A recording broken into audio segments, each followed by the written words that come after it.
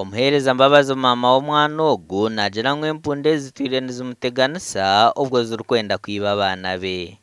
Mbabazi nagumizamu agira ngu abaana be tibakirya aha bijuma ebiri omu misiri ye ahabw'okuba nibabirwanira n'empundu kandi ngu n'obundi zibabingayo baba bagiire kushoroma.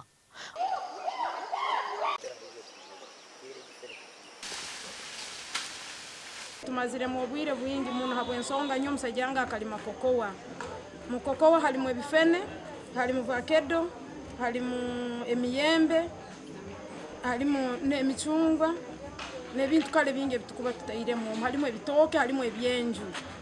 Hati ebikuya ebyo bijamu nibirumbamu ebintu ebi. Kale n'abaana bange nibarumba kuli ebyo n'ebikuya nibirumba kuli ebyo. Ite tukabibyara abaana baitu ebikuya nibihambya abaana. Between us and the community is chimpanzee attacks, and right now we don't have a clear solution to these attacks. Tugura murundi gwa kubanza nibija nibitusanga muzigati abana bibeya muzigati nibitaza nibacwa byara hatiyo bimusazirenda mwireye byenda ari bagambireho idea yo government hakira abantu barugemu babatungira handi aho kuji bukira barwera niyo solution yonka eyesobora kuba nekorwa hansongeni bajikole mu bwangu. Ogu nayenda ekitongole kya Uganda Wildlife Authority kujanjaba omwana we kandi bagarukiye batwara ebikooko byabo. Abakwata aba member wa parliament chairman wa C5 RDC batuyambe bafure ebinyamaiswa bino ebinankani ebitera babitwale mu malindiro babihe mu mataka g'abisitu.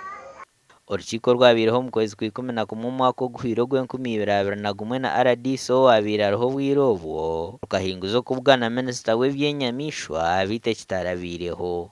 Ebyari bisingireho kuteganisa ubw'empundu ni Karuswiga East West hamwe na Central, Chamajaka, Iguruka, Bugamu hamwe na Nyanzige ebiri kushangwa muri Karuswiga Ward Muhororo Town Council hamwe na Rwenshozi, Bugambayihe, Chema hamwe na Kayanja ebiri omugomborera yamarirwe omu district ya Kagadi. Omubwire bw'emyaka ebiri abaana babiri nibo bisirwe empundu 31 bahutazibwe kandi amaka gari kurenga 5 gafurikira habwo kutina okurumbwa empundu.